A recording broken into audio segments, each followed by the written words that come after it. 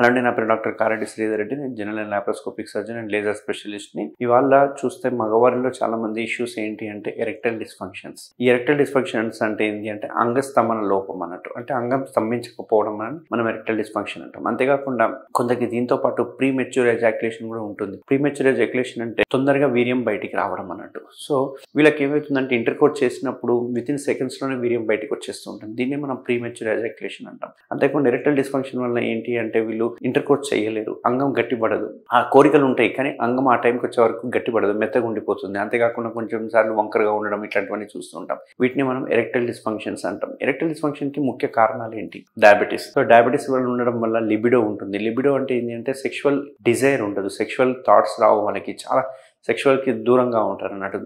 దీనికి ముఖ్య కారణము డయాబెటీస్ అన్నట్టు. అంతేకాకుండా కొన్ని సైకలాజికల్ కండిషన్స్ కావచ్చు, కొన్నిసార్లు ఫైమోసిస్ కూడా, అంగం యొక్క ముందున్న చర్మం వెనక్కి పోకపోతే కూడా వాళ్ళకు పెయిన్ ఉంటుందేమన్న భయంతో కూడా అంగస్తమన ఇష్యూస్ ఉంటాయి. అంతేకాకుండా చిన్న ఉండే ఫ్రెన్యులం అంటాం కదా, అంగం యొక్క ముందరుండే అటాచ్మెంట్ని ఆ ఫ్రెన్యులం కూడా ఓసారి టేర్ అయిపోవడము, బ్లీడింగ్ అవ్వడము ఇట్లాంటివన్నీ చూసుకున్న తర్వాత నెక్స్ట్ టైం వాళ్ళకి ఇంటర్కోర్స్ చేస్తే మళ్ళీ బ్లీడింగ్ అయితే ఉన్న భయంతో ఎరెక్టైల్ డిస్ఫంక్షన్స్ వస్తూ ఉంటాయి. అంతేకాకుండా కొందరికి ఇంటర్కోర్స్ చేసిన తర్వాత చర్మం అనేది వెనక్కి ఉండిపోతుంది, మళ్ళీ ముందరికి రాదు. అట్లా రాకపోయేసరికి వాళ్ళకి పారాఫైమోసిస్ డెవలప్ అవుతుంది. సో వీళ్ళకి ఏమవుతుందంటే మళ్ళీ నెక్స్ట్ టైం కూడా చేస్తే ఇంటర్కోర్స్ చేస్తే ఇట్లే ఉంటుందేమో, ఈ రకంగా పారాఫైమోసిస్ అనే టెన్షన్ తోటి వాళ్ళకి ఎరెక్టైల్ డిస్ఫంక్షన్స్ ఉంటాయి. కాబట్టి ఎరెక్టైల్ డిస్ఫంక్షన్స్ రావడానికి ముఖ్య కారణాలు చూసుకుంటే కనుక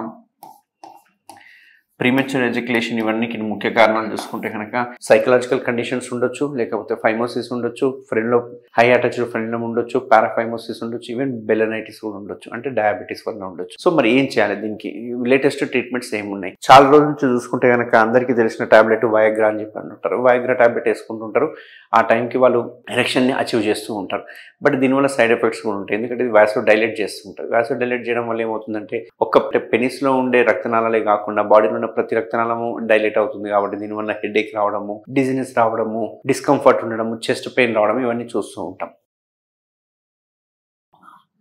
సో అలా కాకుండా వయాగ్రా ఏదైతే ఎఫెక్ట్ తీసుకొస్తుందో అదే ఎఫెక్ట్ను తీసుకొచ్చే మిషన్ ఏదైతే ఉందో అది మన ట్రీట్మెంట్ రేంజ్ హాస్పిటల్లో మాత్రమే అవైలబుల్గా ఉంది. దీన్నే షాక్ వేవ్ థెరపీ అంటాం. షాక్ వేవ్ థెరపీ, SWT అంటాం దీన్ని. ఈ షాక్ వేవ్ థెరపీ ఏం చేస్తుంది అనేది వాళ్ళు తెలుసుకుందాం. సో అంగం చూసుకుంటే ఈ రకంగా ఉంటుంది కదా, అంగంలో ఉండే రక్తనాళాలు ఉంటాయి, కొన్ని పెద్ద పెద్ద రక్తనాళాలు ఉంటాయి. ఈ రక్తనాళాల్లోకి మనకు ఎప్పుడైతే కోరికలు కలిగినప్పుడు అంగం యొక్క రక్తం సరఫరా అవ్వడం వల్ల, అంగం యొక్క రక్తనాళంలో రక్తం నిండిపోవడం వల్ల మనకి ఎరెక్షన్ అనేది పాసిబుల్ అవుతుంది అన్నట్టు. వన్స్ ఎరెక్షన్ అయిపోయిన తర్వాత ఎప్పుడైతే వీర్యం బయటకు వచ్చేసిందో ఇందులో రక్తం కూడా మళ్ళీ బ్యాక్ వెళ్ళిపోవడం జరుగుతుంది. బ్యాక్ వెళ్ళిపోవడం వల్ల మనకు యథావిధిగా అంగం అనేది చిన్నగా అయిపోతూ ఉంటుంది అన్నట్టు. సో ఇప్పుడు వయాగ్రా వేసుకుంటే ఏమవుతుందంటే ఈ అంగంలో ఉన్న రక్తనాళాలు వెడల్పు అవుతూ ఉంటాయి అన్నట్టు, డైలేట్ అవుతుంటాయి. డైలేట్ అవ్వడం వల్ల ఎక్కువ రక్తం అనేది సప్లై అవుతుంది. ఇట్లా ఎక్కువ రక్తం సప్లై అవ్వడం వల్ల ఎక్కువ ఎరెక్షన్స్ అనేవి ఉంటాయి. అంతేకాకుండా ఎప్పుడైతే దీని ఎఫెక్ట్, డ్రగ్ ఎఫెక్ట్ ఉందో ఆ డ్రగ్ ఎఫెక్ట్ అయిపోయిన తర్వాత మళ్ళీ అంగంలో రక్తనాలు చిన్నగా అయిపోతుంది. బట్ మన షాక్ వేవ్ థెరపీ మిషన్ ఏదైతే ఉందో ఈ షాక్ వేవ్ థెరపీ మిషన్ ద్వారా మనం ఓన్లీ అంగానికి మాత్రమే షాక్స్ ఇస్తూ ఉంటాం అన్నట్టు.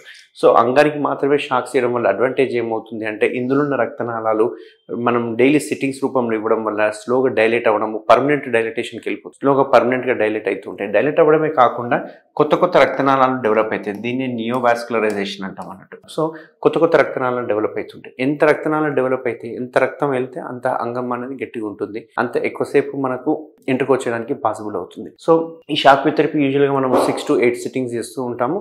దీనిలో మనం చిన్న చిన్న షాక్స్, ఎయిర్ షాక్స్ అంటాం, ఎయిర్తో షాక్స్ ఇస్తూ ఉంటాం. ఇది complete painless procedure, just 10 minutes procedure. మనం ఈ సిట్టింగ్స్ రూపంలో చేస్తుంటాం. పేషెంట్ కండిషన్ బట్టి 6 to 8 సిట్టింగ్స్, కొందరికి 10 సిట్టింగ్స్ కూడా చేస్తూ ఉంటాం అన్నట్టు. సో ఇట్లా చేయడం వల్ల ఏమవుతుందంటే రక్తం సరఫరా పెరుగుతుంది. పెరగడం వల్ల ఇది పర్మనెంట్ అన్నట్టు. ఇది టాబ్లెట్ వేసుకుంటే ఇంత టైం మాత్రమే ఉంటుంది, 4 hours to 6 hours ఉంటుంది. బట్ ఈ షాక్ వేవ్ థెరపీ చేసుకోవడం వల్ల పర్మనెంట్ రిజల్ట్స్ వస్తూ ఉంటాయి. సో ఎరెక్టైల్ డిస్ఫంక్షన్స్ వాళ్ళు బాధపడాల్సిన అవసరం ఏం లేదు. ఇప్పుడు టాబ్లెట్లకు చెక్ పెట్టే టైం వచ్చింది. మనం షాక్ వేవ్ థెరపీ అనేది మిషన్ ఉందో దాంతో చేయడం వల్ల దీనికి పర్మనెంట్ రిజల్ట్స్ వస్తాయి. అంతేకాకుండా ఈవెన్ డయాబెటీస్లో కూడా వర్కౌట్ అవుతుంది, సైకలాజికల్ పేషెంట్స్లో కూడా వర్కౌట్ అవుతుంది. ఈవెన్ ఫైమోసిస్లో ఉంటే కనుక ఫైమోసిస్ని మనం సర్జరీ చేయించుకొని షాక్ వేవ్ థెరపీ తీసుకోవడం వల్ల చాలా మంచి రిజల్ట్స్ ఉంటాయి. సో ఎవరికైనా ఎరెక్టల్ డిస్ఫంక్షన్స్ ప్రాబ్లం ఉంటే కనుక, అంగస్తమన ఇష్యూస్ ఉంటాయి, అంగం గట్టిపడట్లేదు, అంగం మెత్తగానే ఉండిపోతుంది అంటే కనుక ఖచ్చితంగా TRHలో ట్రీట్మెంట్ హాస్పిటల్ అవైలబుల్ ఉంటారు. నన్ను కన్సల్ట్ అయితే కనుక మనం షాక్ వేవ్ థెరపీ తోటి కంప్లీట్ దీన్ని క్యూర్ చేసుకోవచ్చు. Thank you very much. Thank you Sridhar Reddy sir. Thank you doctor Sridhar Reddy sir.